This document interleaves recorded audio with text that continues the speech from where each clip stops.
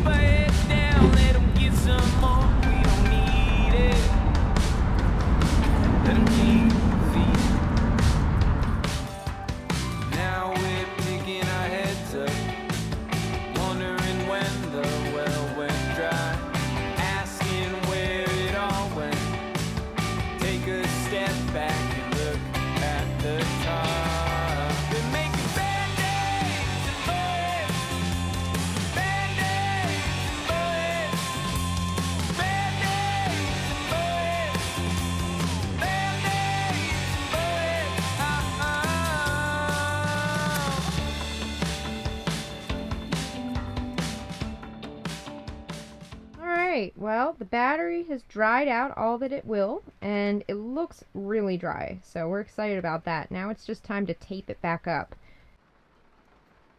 Okay, I'm just reattaching a couple of the nickel strips that came off in the transportation.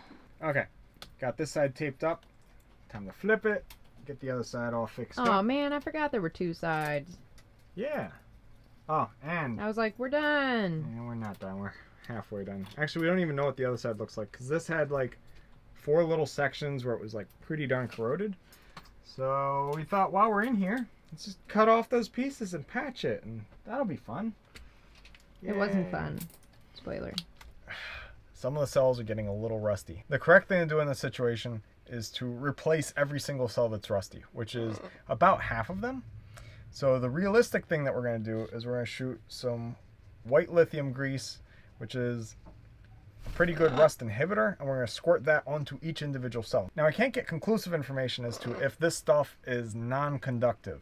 It'd be pretty bad if it's conductive and I'm just, you know, putting some metal spray over the entire battery pack and shorting out the whole system. So I'm going to use the straw and literally just put it on each cell that's got some rust going on. Then we're going to cover everything in dielectric grease to kind of prevent further corrosion and keep our fingers crossed.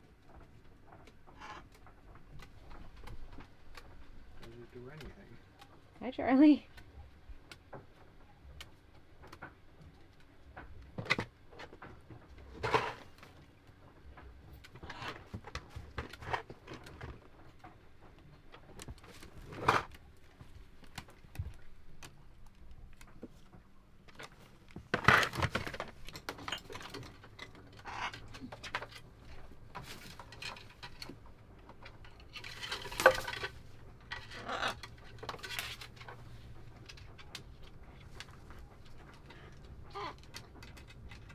Great. Okay, we got it all greased up with this dielectric grease, and I must say, this was really cool packaging. It made it really easy to squirt it into the positive terminals and really like just Grease everything. Oh, this doesn't stick very well now. I was going to... Yeah, I hadn't really thought of that part. Doo-doo-doo.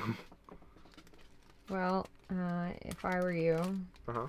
I'd put one there, Oh. one there. Yeah, And make an edge. Do... Yeah. Yeah. The battery's putting out 54 or 53.4 volts, which is excellent. And the BMS is letting out 7.7 volts, which is another way of saying the BMS is dead. I ordered one, it's on back order. It'll be 30-day minimum back order. So in other words, it's gonna take a long time to get here. Now, when we built this battery bank, I designed it in a way that every cell is modular.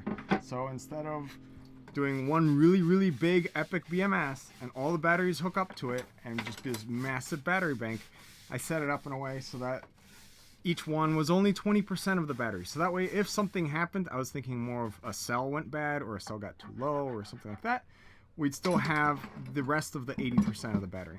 So we're just gonna be running at 80% capacity for a bit of time until that part comes in. So hopefully this package contains all the stuff we need to get our motor running. Hopefully. Yes, this teeny, teeny, tiny little computer chip. It does something. I don't know what it does, but apparently it's really important. So both of our encoder chips on the motor look like little tiny balls of beautiful rust and not little tiny green circuit boards. So we're gonna get these put in and see if the motor spins. Hopefully, because then we can get going. So yeah, electric motor spare parts. Tiny, tiny, tiny little things. I was hoping that would take the chip off the motor because it's like stuck, but it just took off the corroded chip, the plug. I think it's in. Okay. It's going! Woo! Well, here's your problem. Now we just gotta get it screwed onto here. Why did you pause between screwed and onto here? I had to breathe. Okay, so we got the motor running. It spins. The problem is it doesn't really spin the way we want it to spin or how fast we want it to spin. So when we give it any throttle, it goes forward and reverse like as fast as it can. It's not good. So we have one of these things as a spare, so I'm gonna swap this out in case this circuit board thing got wet or damaged or something. So that's my next project. If that doesn't fix it, then we have to replace the third part because there's only 3 parts to the motor. So this is our old one, this is our new one, and they look a little different.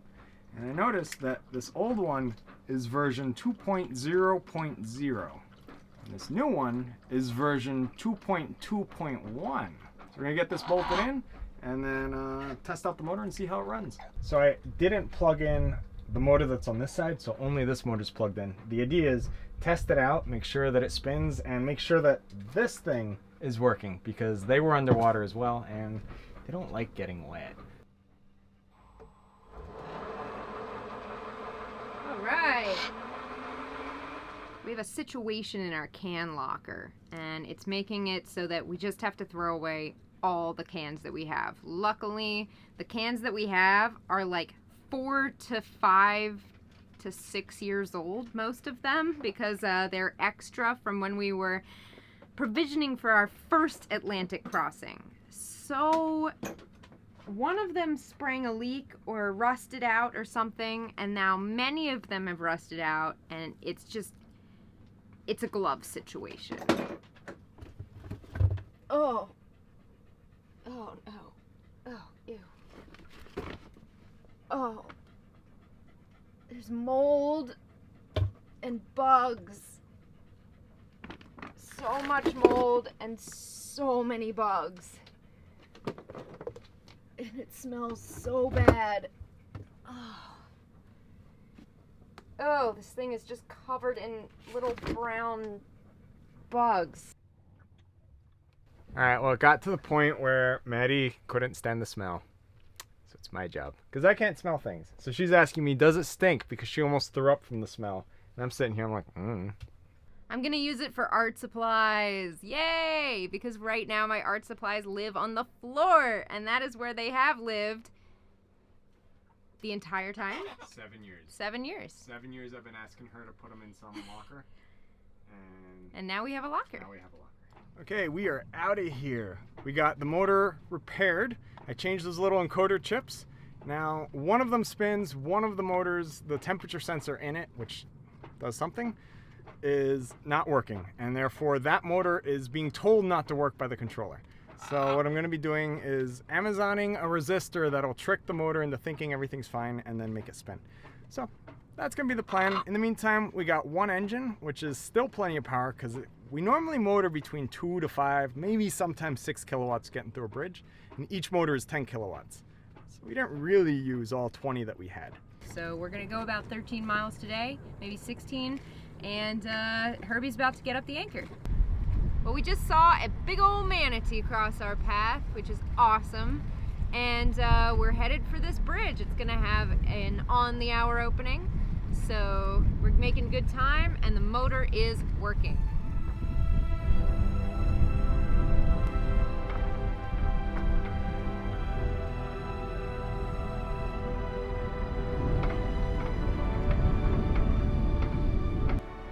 Having that staysail ready to go up on windy days like this is awesome, especially since we're in a particularly wide part of the ICW.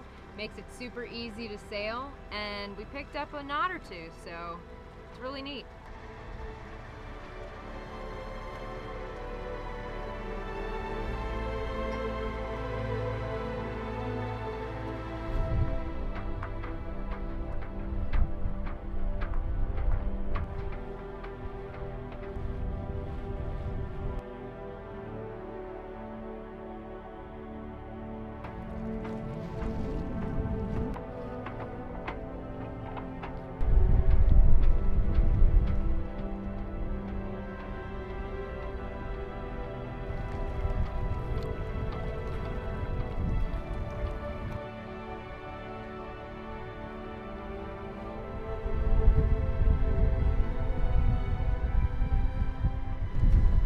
Has set up this seat, I can't reach the wheel with my arms.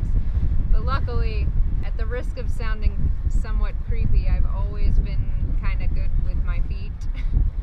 When I was a kid, I used to play GameCube with my feet. I would smash the competition, and then my opponents would look over me and I'd just be like,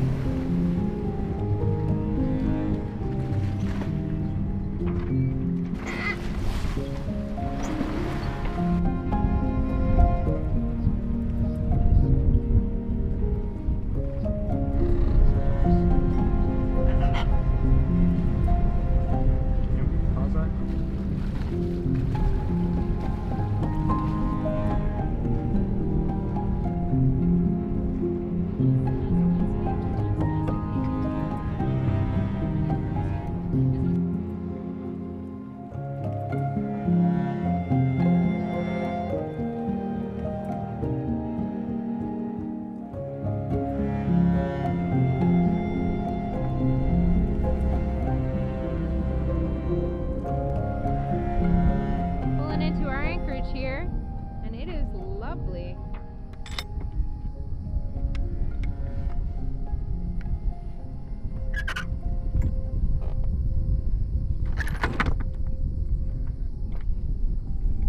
Every time. Change stoppers. So vital, but so in the way.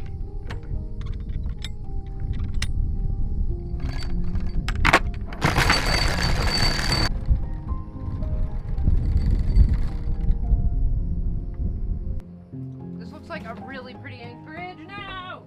No! No! Everyone calm down. Welcome to having birds. I'm really excited to explore this anchorage. We're gonna get paddleboarding. Morty's gonna come. Jerry and Charlie are gonna come. We're gonna have a great family outing with no screaming. You hear that, Jerry? Yeah. Morty, you can't stand here. I don't think he knows that. Morty. We're just doing what we do best, wandering around. It's a really neat little island here, and it's just beautiful to paddleboard through this area. So getting our paddleboard on and just wandered into the woods so that Morty could use the facilities of nature. And now we're gonna keep on paddleboarding.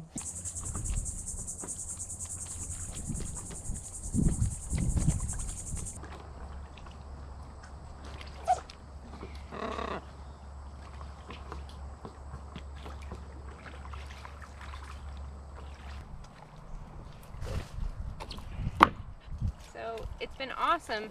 For a while we just had Richard here, our aquamarine paddleboard, and the lovely folks at Net Surf. What? What is it called? Assy Auto. I don't understand. The lovely folks at Assy Auto contacted us and sent us this second paddleboard, which is 1,000,000 times better. But you'll see, I am still on the crappy paddleboard because Kirby can't stand up on it. Cool.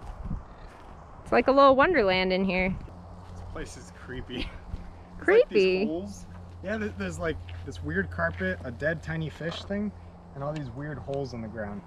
And like the place looks like something got draped over it, and no one has been here in a long time.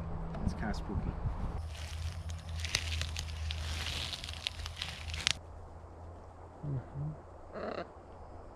Treasure trails, everybody. Treasure trails. Morty gave up. He's got to swim back. It's so hot.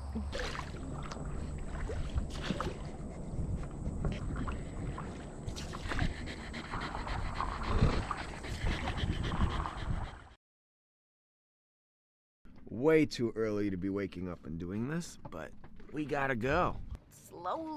Slowly making our way towards St. Augustine. That's our big goal by the end of the month. We're sailing, like really truly sailing in the ICW. Thanks for watching this episode of Sailing Wisdom. Don't forget to like the video, share it with your friends, and hit subscribe so you don't miss the next Rigging Doctor episode. And if you're interested in even more Rigging Doctor awesomeness, consider becoming a patron to see all of our extras. Can't wait to see you next time as you join us out here on the high seas. Ow! She's being a dick. Are you filming? Yeah. Oh!